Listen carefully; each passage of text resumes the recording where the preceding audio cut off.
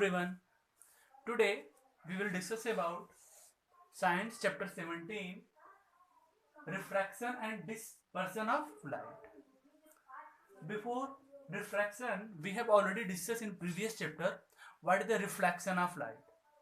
So refraction means when light comes on a plane mirror, then it reflects on the same medium. What is the meaning of medium? Suppose that in refraction, light comes from air and then goes in water also. They can pass through glass also. So here medium will be changed, means air to water. When light comes from air, it goes also from water. Means water जो light है ना वो air से होकर आ रही है और water में भी जाती है ना, राइट? ग्लास से भी पास हो जाती है, तो here medium will be change. But in reflection, previous chapter we will discuss reflection means light comes, okay, and they reflect on the same medium. means air से आ रही है, reflect again return हो जाती है फिर. And in also we will discuss what is the law of reflection. We will discuss now. So what is the law of reflection? The law of reflection says that the incident ray, reflected ray and normal all lie in the same plane. Second, angle of incidence equal to angle of refraction. Now in this chapter we will discuss firstly what is the refraction. Okay, what is the refraction of light? So now we have seen different type of object, okay, in our surrounding. So light can pass through on that object also, like glass, water, in which light can pass also. So in this chapter we will discuss what happen when light pass through one medium to another. Means what happen when light pass through a glass or water. Then we know what is the refraction. Okay, so refraction is the phenomena of bending of light as it passes from one transparent medium to another. तो refraction क्या होगा फिर?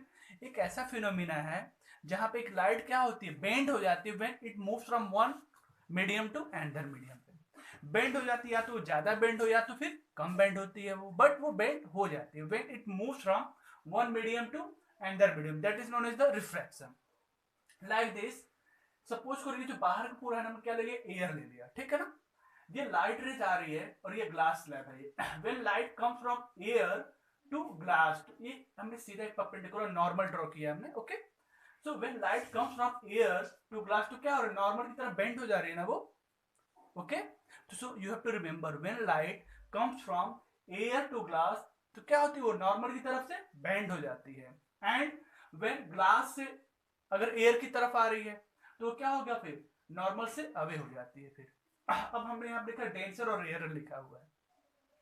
Means आप ऐसे समझ सकते हो, ऐसे सबस्टेंस जिसमें क्या हो, जो पार्टिकल क्या हो, अगर दूर दूर हो. अगर मान लो हम दो सबस्टेंस में कंपेरिजन करते हैं कि कौन सा रेयर होगा और कौन सा डेंसर होगा, तो हम ऐसे समझ सकते हैं दो substance in which the particles are there will be some space between them, then it should be a rarer and it should be a denser. अगर पार्टिकल पास पास है तो वो डेंसर हो गया. तो अगर आप एयर और ग्लास में कंपेरिजन करेंगे तो एयर के पार्टिकल क्या होंगे, दूर दूर होंगे. That's why it is known as rare medium. Denser medium, particle close होंगे ना as comparison to air, so that's why glass is known as a denser medium. You can also understand like this: if a light moves from rarer medium to denser, then it bends towards the normal. If a light moves from denser to rarer, then it's away from the normal. Normal से दूर हो जाती है. ऐसा होता क्यों है? देखो आपको पता, जब आप अकेले अगर दौड़ना, कोई पूरा जो रोड है ना बिल्कुल फ्री है, कोई इसमें रस नहीं है, भीड़ नहीं है, तो आप बहुत तेज दौड़ोगे. जब ज्यादा लोग क्राउडेड होगा तो आप दौड़ पाओगे, जल्दी नहीं दौड़ पाओगे. तो सेम रीजन वही है. सपोज करो जो लाइट की जो स्पीड होती है ना वो चेंज होती है एज डिफरेंट मीडियम. लाइट अगर एयर में है तो पार्टिकल दूर दूर है ना, काफी तेज चलेगा वो. बट जैसे ग्लास में आएगा तो पार्टिकल पास पास हो गए, तो स्पीड की of light it should be slow हो जाएगा. फिर जब स्लो हो जाएगा तो उसका क्या होगा, स्पीड कम हो जाएगा. फिर यही रीजन में हमारा स्पीड ज्यादा है, जैसे ग्लास में आ रहा है तो स्पीड उसकी स्लो हो जा रही है और ये क्या हो रहा है, बेंड हो जा रहा है नॉर्मल की तरफ. सेम डेंसर में स्पीड क्या है इसकी, स्लो है, बट जैसे रेयर में आ रहे थे स्पीड फास्ट हो जा रही है और काफी तेज आगे की तरफ निकल जा रहा है, और जिससे क्या रहो नॉर्मल से आगे दूर हो जा रहा है. फिर what is the speed of light in air, 3 into 10 to the power 8 meter पर सेकेंड, ओके. और वाटर में क्या होती है, 2.25 into 10 to the power 8 meter पर सेकेंड. ग्लास में क्या होती है 2 × 10⁻⁸ मीटर पर सेकेंड। सो सबसे मैक्सिमम जो स्पीड किस में होती है, इन एयर में होती है, और सबसे कम किस में होगी यहाँ पे, ग्लास में क्या होती है 2 × 10⁸ मीटर पर सेकेंड स्पीड होती है।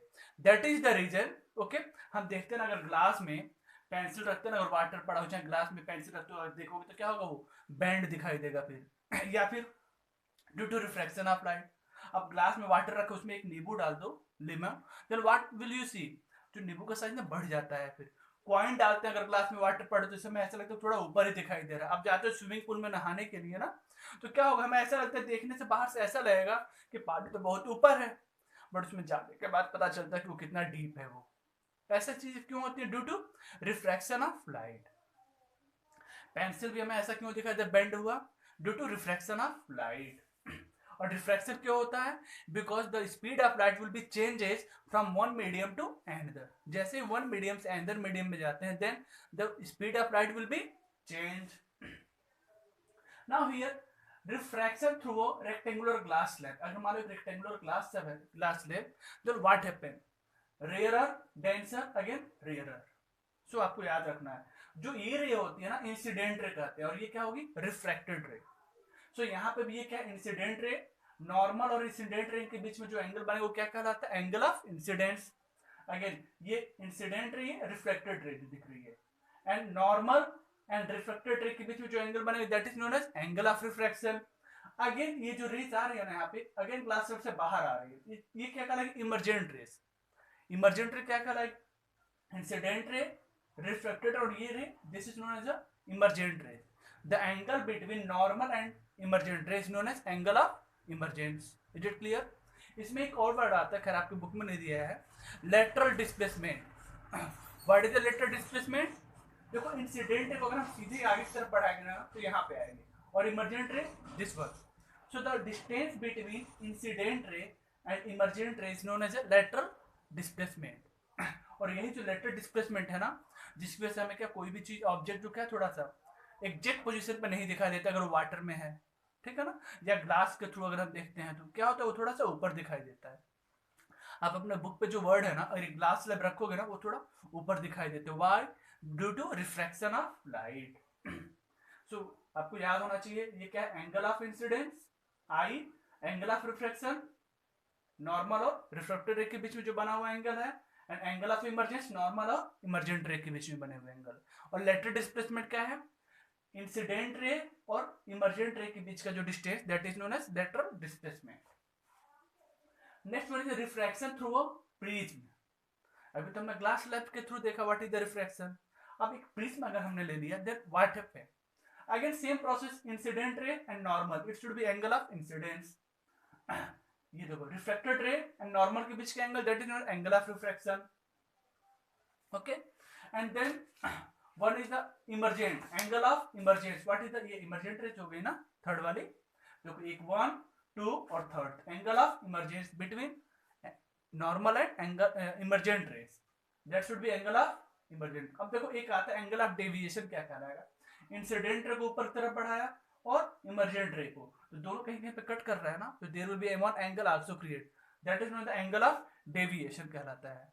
Is it clear? Once again, ये तो आपको पता है angle of incidence, incident ray and normal के बीच जो एंगल बनेगा वो angle of incidence, reflected ray और नॉर्मल के बीच जो एंगल बनेगा angle of refraction, emergent ray and normal के बीच जो एंगल बनेगा वो angle of emergence, and emergent रे को बैक साइड बढ़ाया और इंसिडेंट रे को आगे की तरफ, तो एक एंगल बना यहाँ पे डी हमने लिखा है, angle of deviation, that is known as the angle of deviation.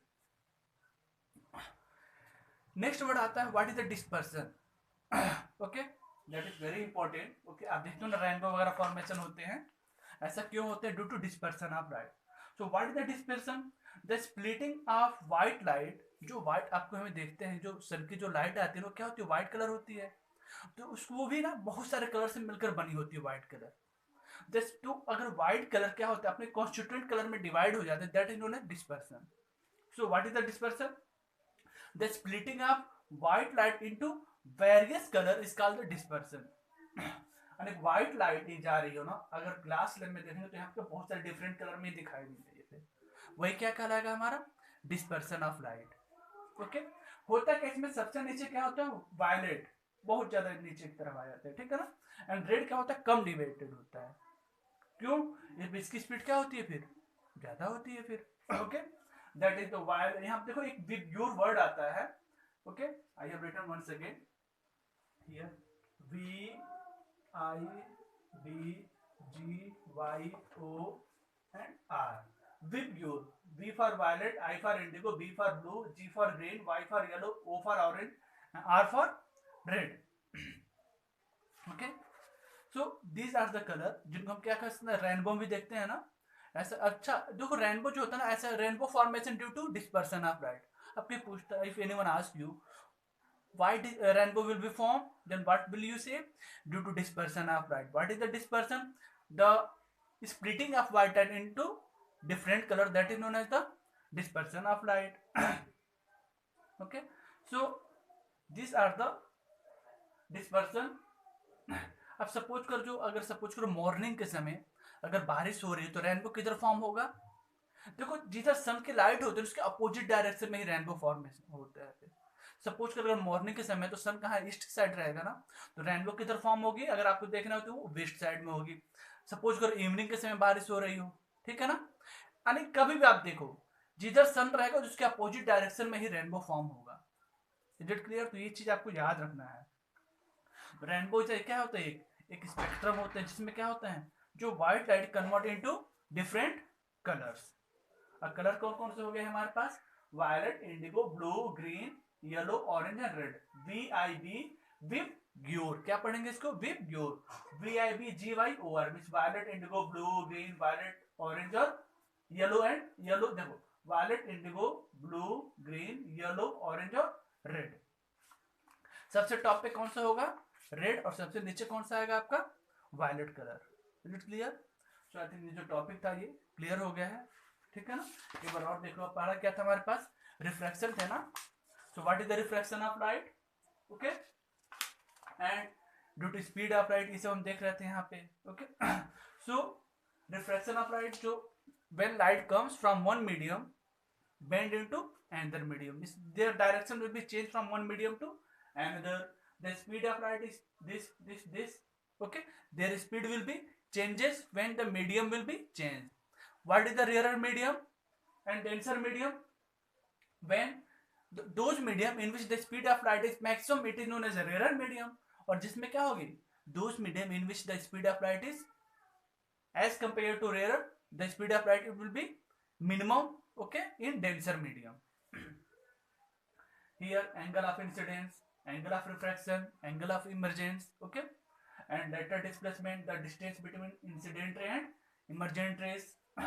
Dispersion हमने देख लिया, ठीक है ना, and refraction through a prism also. So I think today's topic is complete. Okay, thank you.